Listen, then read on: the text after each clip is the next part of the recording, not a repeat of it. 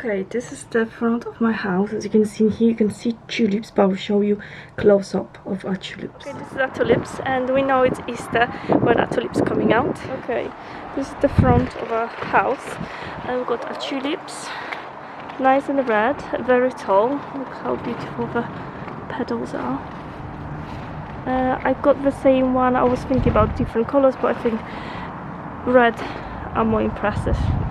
And we've got some flowers to go with them. Whole row. Very pretty. Goes nicely with the tulips. I've got the roses in here. So there's a rose in here. It's gonna be another. Got a space in here because I'm gonna have this rose, three of them basically. And those are tulips. My mom told me to get the same color and put a few of them in a bunch, like 3 ideally, so they will look better, and she was right, of course. Look really pretty. Those are tulips, quite a few, really nice, and there's a whole row of them. So pretty nice spring look in front of a house. See how long they're gonna last, but it's what, Thursday today, and also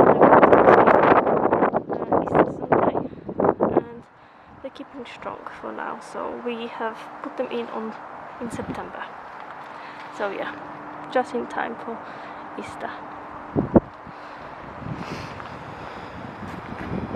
Okay, we've got lovely morning, and it's beginning of April, so there's lots. This is a garden on the back, and I will show you what we've got in here. We've got our roses.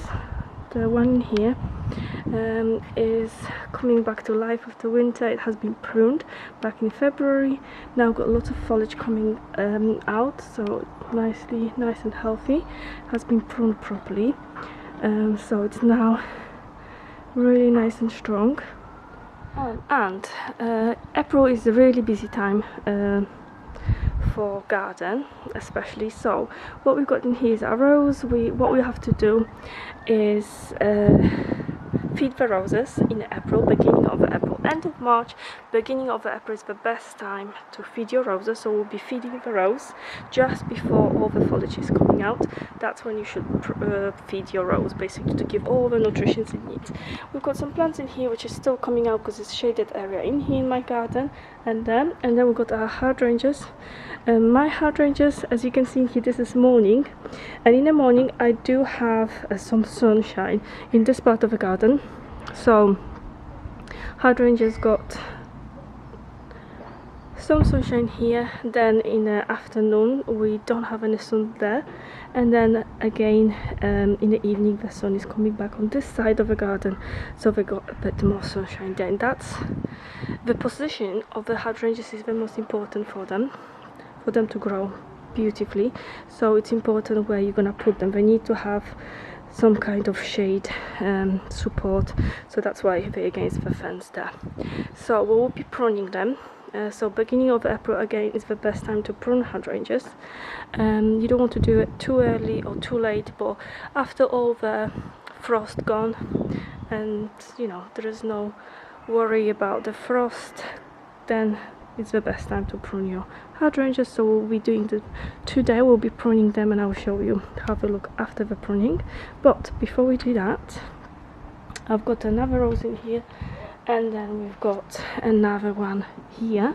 This one, after winter, it has, look how disgusting that is, so we'll have to be cleaning them, all the pots, after the winter. And also we're gonna clean with a high water pressure. We're gonna clean all this area in here ready for Easter.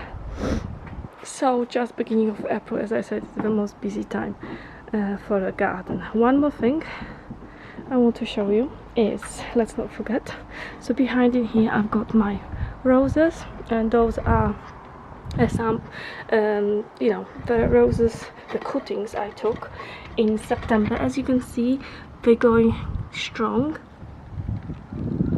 they're doing well. So in a pot I've got 2 or 3 in each pot. So the beginning of April is the time where we're basically gonna move them to the sunshine and separate them. I'm gonna change the soil. I will show you what soil I'm gonna move them to, and we're gonna put them so the sun can basically help them. Otherwise we're gonna, you know, they're gonna be wasted. So they need sunshine, they need all the nutrition they can get. So we're gonna move them definitely the position of them. I do have some samples of hydrangeas in here. I did take some cuttings, and I wasn't very helpful that it's gonna work out, but every single one took completely fine. So it's easy to take hydrangeas cuttings if you've got some and you need some more. So yeah, we're gonna be moving the roses in April, beginning of April. And as I said, we've got lots of work to do in actual garden. So we will be feeding hydrangeas. I will show you what the best feed for hydrangeas is to get them really beautiful. We will be feeding the roses again beginning of April, before all the foliage comes out. That's the best time to give them that kick and injection of all the nutrition to grow beautiful. So we're gonna be feeding roses, we're gonna be feeding hydrangeas, we're gonna be pruning hydrangeas, and yeah, that will be everything in April. So I'm gonna be moving our rose cutting in a sunny position. So we're probably gonna move them somewhere there, or maybe, yeah, probably somewhere there. There's sunshine on this side in the afternoon, so they will get afternoon sun, so that will be probably the best. Okay, the best feed for hydrangeas is this one, Substral. Ideally, if you can't get hands on the red one, so the box looks exactly the same as this one, it's just red, it's the best out of the best feed for hydrangeas. So this one, there's new ones nowadays, and this one is working for 6 months. So you use it once for a season, it's releasing slowly all the nutrition to your plant. Really, really good. I have to recommend that one for sure. It's obviously not sponsored video. You use basically 30 grams of granules around the size of your plant, and the best time to use it, there is a measurement cup for 10 grams in here, but you're using 30 around your plants. And then this is how it looks like. As I said, all the granules, all the vitamins, minerals are releasing slowly to the plants, which is ideal, rather than, you know, you using it once and that's it, or very often. This one is the best feed you can get with all the nutrition your hydrangeas needs as well. So if you can get your hands on this, highly recommend it. And so yeah, this is the best. Okay, those are my cuttings, rose cutting. As you can see in here, I took the cutting in September, and they look incredible. So we've got 2 in each pot. There's 1 in here, but there's 2 in here, 2 there and 2 there. I've got them labeled as well, so I know what's what, basically. So they look pretty healthy, nice green leaves. We have them wintered behind the bins, basically, where there's no sun area and not much rain. So now we have to basically, this one 1st of April now. So what we're gonna do, we're gonna separate them, change the soil, separate them, check the roots, of course, if they're doing well. Because there's a sign of nice green leaves, they should have nice roots, so we should be safe now to change the soil and move them to separate containers. So I will show you the roots, show you how they're doing and how the roots looking, if they're looking good, and we're gonna move them to different containers and different soil.